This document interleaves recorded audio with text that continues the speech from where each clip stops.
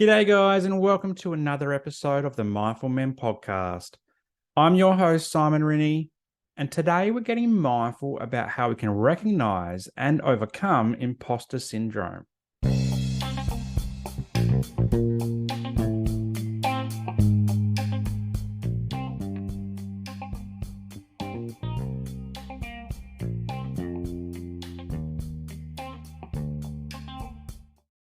Now, imposter syndrome is something that's been a constant for me since I started the therapy side of Mindful Men.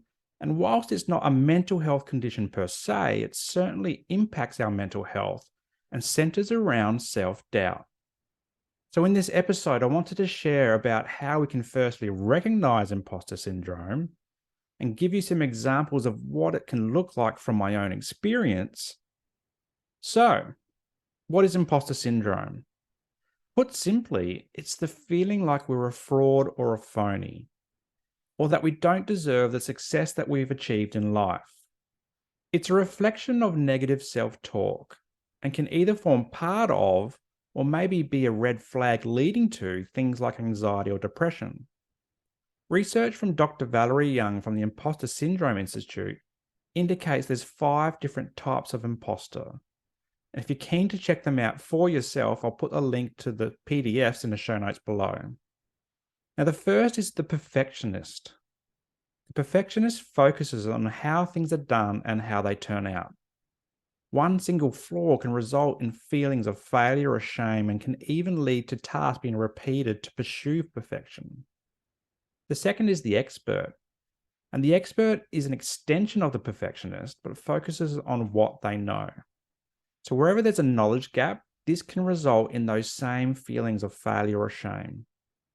Next is the soloist, and the soloist cares about who completes tasks, and that person is usually us.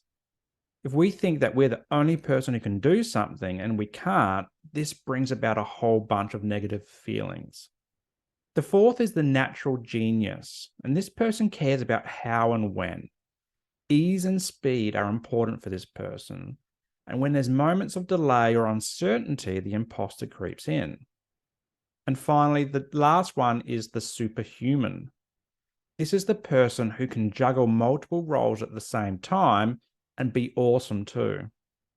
They're the parent and mate and colleague and sports coach and social media superstar or even the industry go-to person. And when they're juggling all of these roles well, they're on top of the world. But when things don't work out, this is their kryptonite and their world comes crashing down.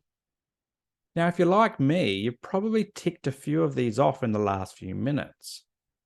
I've struggled with perfectionism, for example, for the better part of 30 years, as it forms part of how I manage my obsessive compulsive disorder. So already, I'm ticking off the perfectionist, I'm also ticking off the expert and the soloist. Some examples of perfectionism and imposter syndrome that come out in me include how I run my business. And it started very early on when I was developing my website. As a mental health practitioner, I first felt the need to have a really good website because when I look for a mental health practitioner, that's what I look for in a provider. And so I spent months trying to build this website after only watching a few YouTube videos, and I was agonizing over how things weren't working out. So when a page didn't quite work how I wanted it to, I would often delete it and start all over again. Suffice to say that the website you see today for Mindful Men is very different to the first 10 or 20 versions that I created initially. And once I got started as a therapist, the next version of imposter syndrome came into play, and this was the expert.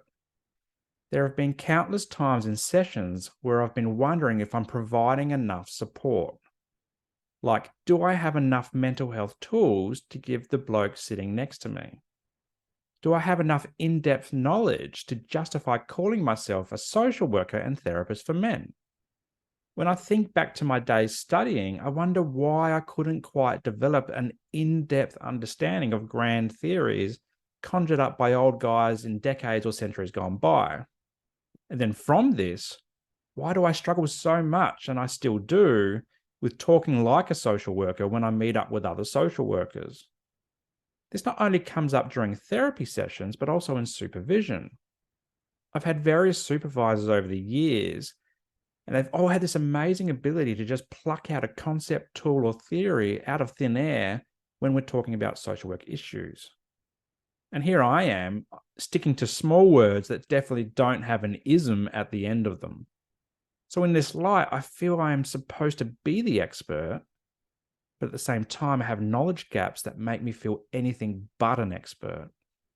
And then comes the soloist. And this one has been showing its huge, ugly head for me in recent weeks. As a sole trader with a growing business, I'm in the fortunate space to finally be saying that I'm actually doing this. I've got regular caseload of blokes in therapy. I'm getting referrals all the time. I'm paying my bills, and the anxieties that I used to have of not getting mindful men off the ground, they're drifting away. But I'm stuck in a soloist mode because of this overwhelming pressure that I feel to sustain this business momentum. I've brought on a VA and a business coach, and these are helping me immensely. But I still hold on to a lot of work because of these perfectionist and expert aspects that I've talked about earlier in the way that I'd go about things. Now, there's a few reasons for this. Firstly, outsourcing costs money, and I have some money mindset blocks that hold me back. Secondly, I really do struggle to let others come in and do my work. I know it can be good for me, but my perfectionist traits cause me so much grief. And so I go from letting go to tightening my grip to letting go again before regaining control. And this is where the superhuman comes in as well, trying to be the business owner, the entrepreneur, the admin person, the social media manager, and therapist all in one.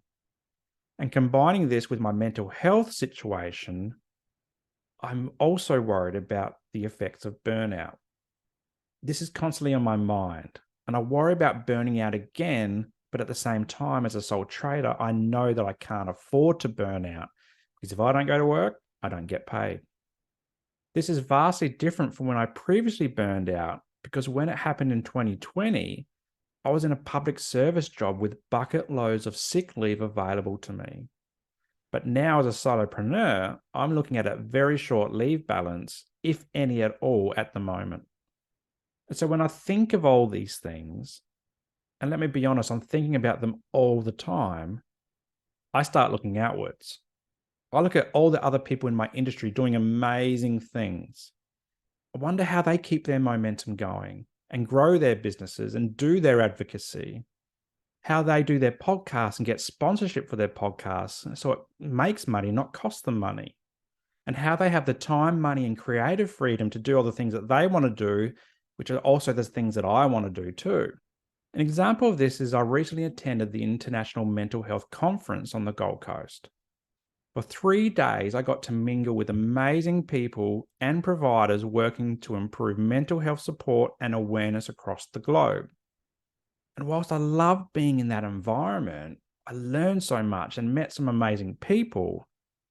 I couldn't help but sit back and look at the keynote speakers and wonder why I wasn't up there.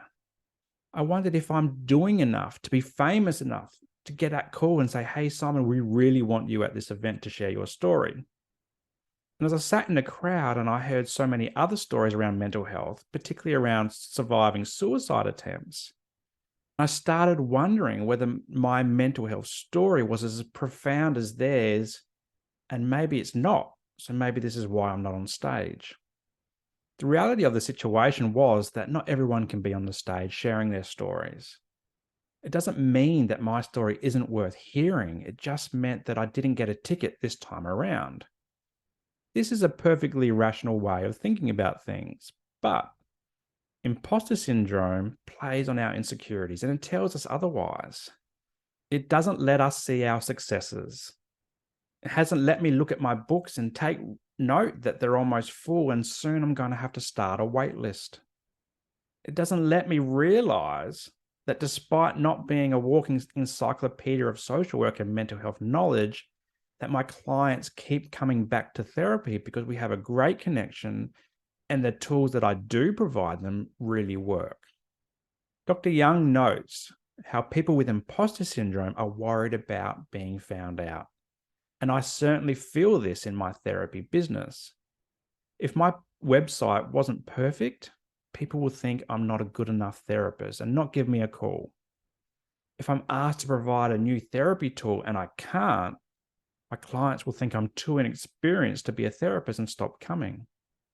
If a social worker asks me about my practice framework and I can't link it to some sort of grand theory, then maybe they'll look down at me and wonder, how did I even finish my degree? And when these feelings come up for me and for us in general, Dr. Young details how we resort to things like self-sabotage and procrastination.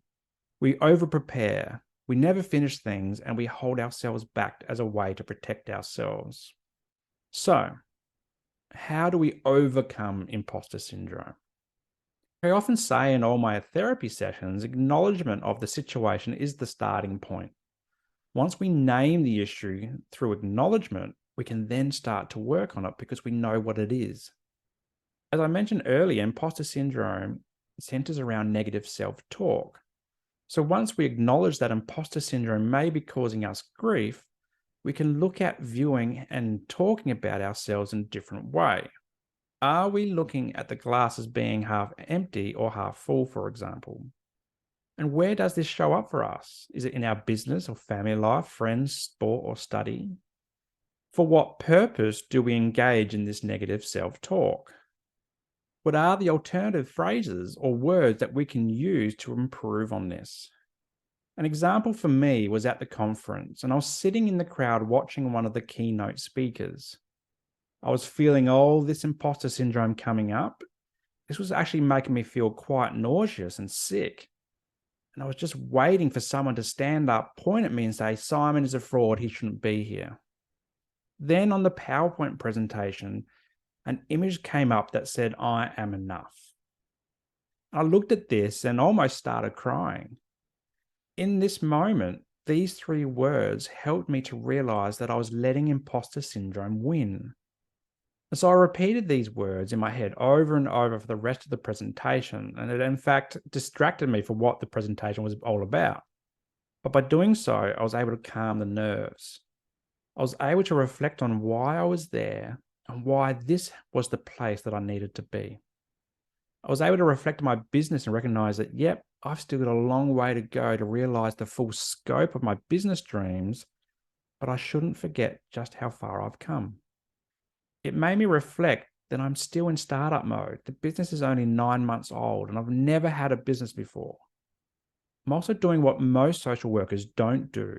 Instead of working for someone else straight out of uni, I went straight into starting my own private practice.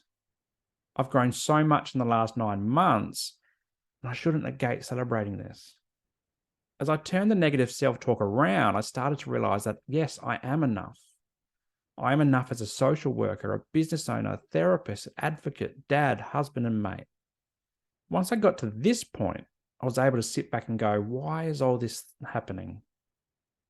And in doing this, I realized that I was working way too hard, doing over 10 hours a day, whilst balancing the perfectionist and soloist when I didn't need to. In talking about these issues with a few people, I had some light bulb moments. I realized that I'm the boss, and that if I don't want to do something, I don't actually need to do it. I realized that emails and returning phone calls can wait a couple days. I realized that being busy for the sake of being busy wasn't actually productive. And then in order to sustain my energy and mental well-being for the longer term, then I need more boundaries. And so this is what I've done. I've stopped working 10-hour days. I'm being okay with things taking a little longer than they used to. I'm learning to let things go and lean on help when I need it. When I'm looking out and comparing my journey to another person's, I'm also catching myself in this moment and turning it around to focus on me. I'm celebrating my progress and not looking too far into the future. I'm recognizing that I'm only at step 10 of a small business, and I shouldn't focus too much on step 100 until I'm in the 90s. And so far, this is working. And I say so far because it is a work in progress. I need to work on this to maintain the momentum. This is important because we can't master anything unless we practice it. So in summary, imposter syndrome shows up in a number of ways that keep us questioning our ability. It feeds off negative self-talk, but by recognizing this and flipping the internal discourse around, we can overcome it. Talking about this helps, whether it's with a friend or a family or a therapist. And if you're in Australia and want to work with me directly over this, head to www.mindful-men.com.au for more information about my therapy sessions and contact details. Well, that's it for today. I hope you became mindful around imposter syndrome. Thanks for joining me. My name is Simon Rennie, and until next time, stay mindful.